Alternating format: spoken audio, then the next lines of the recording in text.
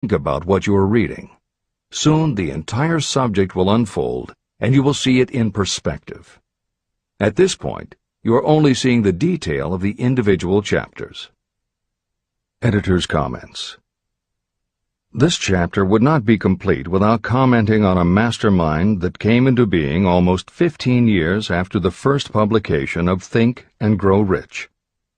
Napoleon Hill's own mastermind alliance with multimillionaire businessman and philanthropist W. Clement Stone. On May 2, 1951, at the age of 67, Napoleon Hill and his wife Annie Lou agreed it was time for Napoleon to think about retiring. They decided to begin by cutting back on his speaking engagements after he completed the lectures that were already on his calendar, including one he was scheduled to give a few weeks later in Chicago. Unbeknownst to them, at that event, W. Clement Stone had prearranged to sit at the head table next to Napoleon Hill. Like Hill, Stone had been born into poverty. At the age of 6, he started selling newspapers to help pay the rent, and by 13, he owned his own stand. By 16, he was selling insurance, and by 20, he'd managed to scrape together $100, which he used to start his own insurance agency. Stone was a consummate salesman and motivator, and his company was growing very nicely. Then in 1938, he read Think and Grow Rich, and was so inspired by it that he bought a copy for every one of his employees, and continued to do so for each new person who joined his company. Over the years, this amounted to thousands of copies. When Stone was introduced to Hill, he told him about all the copies he had purchased of Think and Grow Rich, and said that he firmly believed it was Hill's book that had transformed his sales force and turned his company from modest to extraordinary success.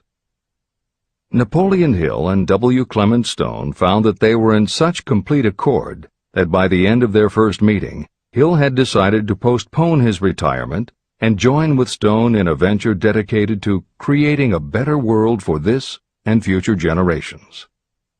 Within a year, they launched Napoleon Hill Associates.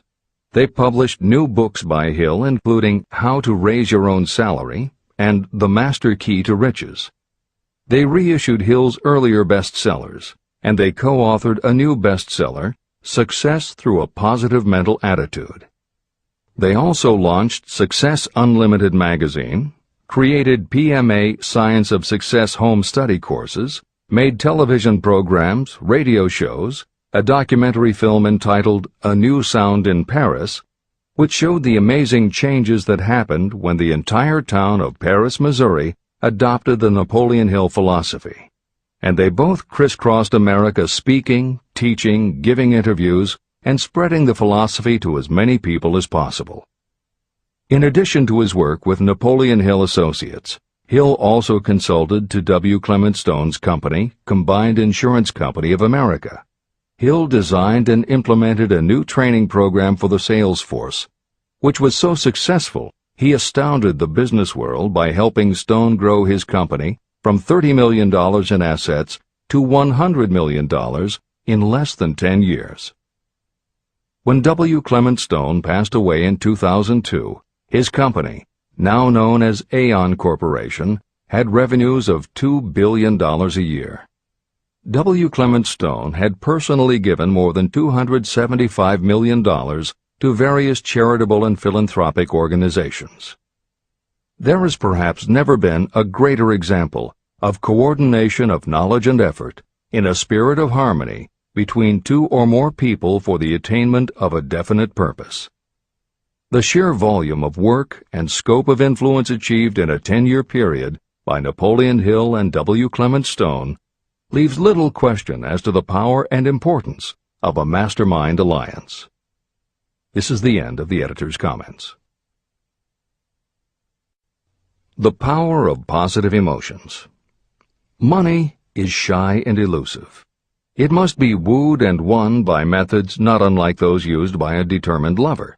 And the power you use in the wooing of money is not greatly different from what you use to attract the one you love. It is the power of positive emotion.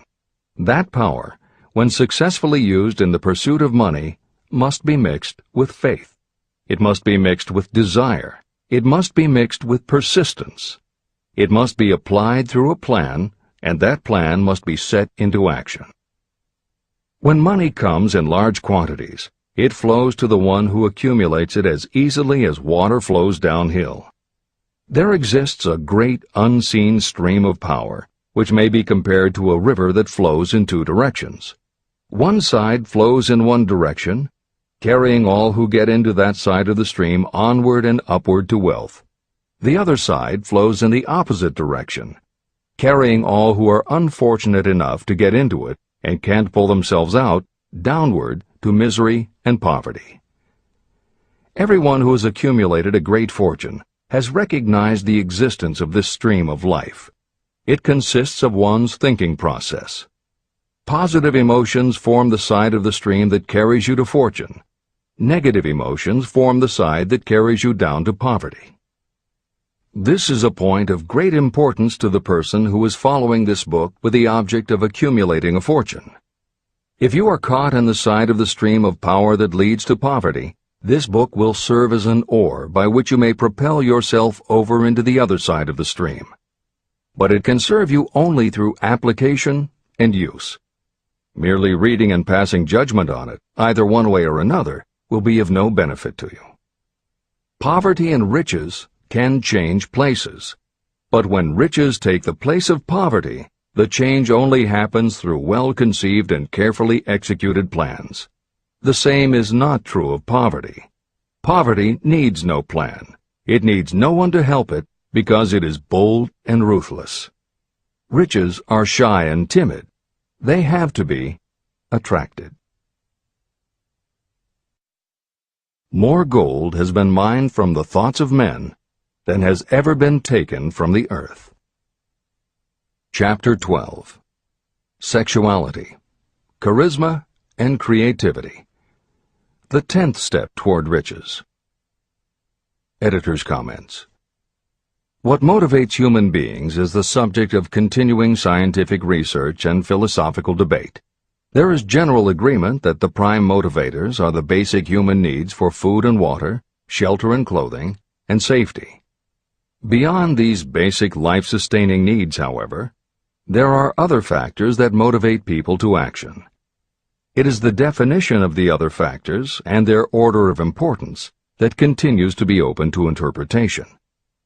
Perhaps the most widely known theory is psychologist Abraham Maslow's hierarchy of human needs, which lists 8 levels of motivational forces, starting with the basic physiological and safety needs, then ascends through belonging and love, esteem, understanding, aesthetics, self-actualization, and transcendence.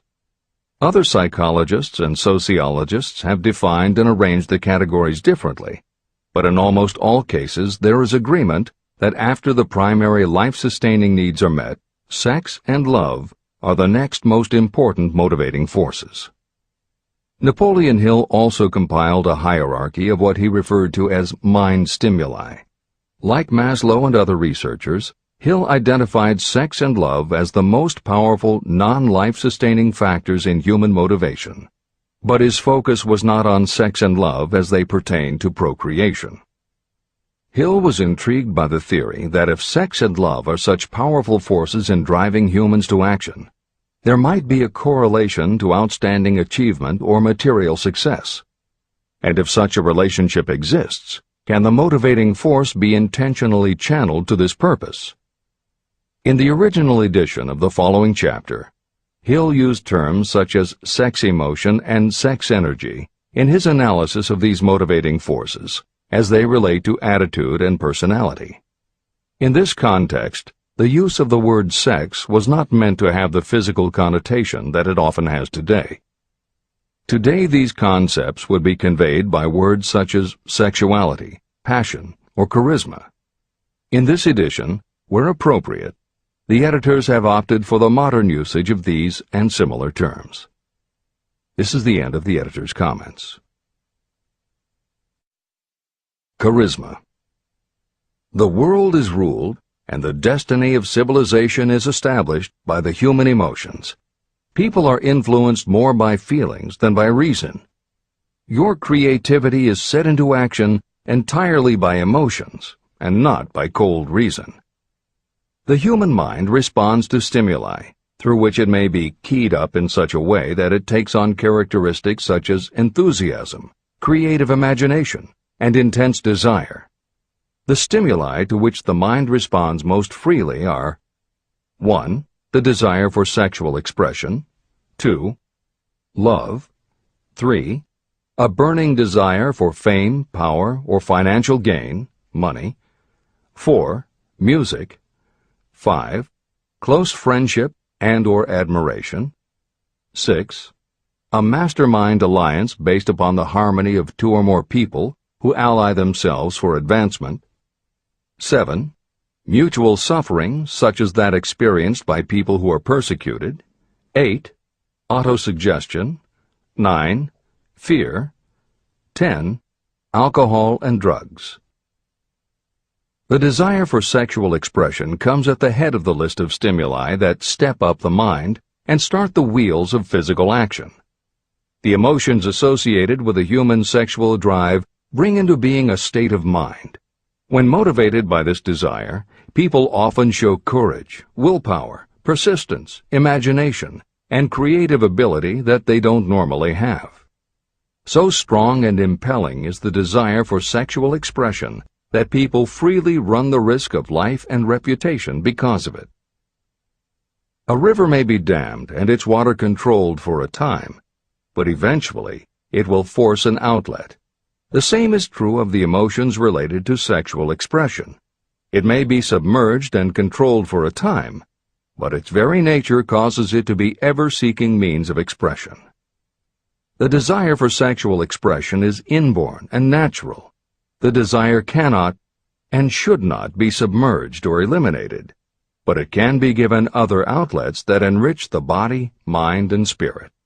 When harnessed and redirected, this motivating force has been used as a powerful creative force in literature, art, and other pursuits, including the accumulation of riches. A teacher who has trained more than 30,000 salespeople came to the conclusion that individuals who are most confident sexually are the most efficient salespeople. The explanation is that the factor of personality known as personal magnetism is a manifestation of sexual energy. Editor's comments. There have been numerous psychological and sociological studies about the relationship between sexuality and success that tend to support Hill's observation. Because physical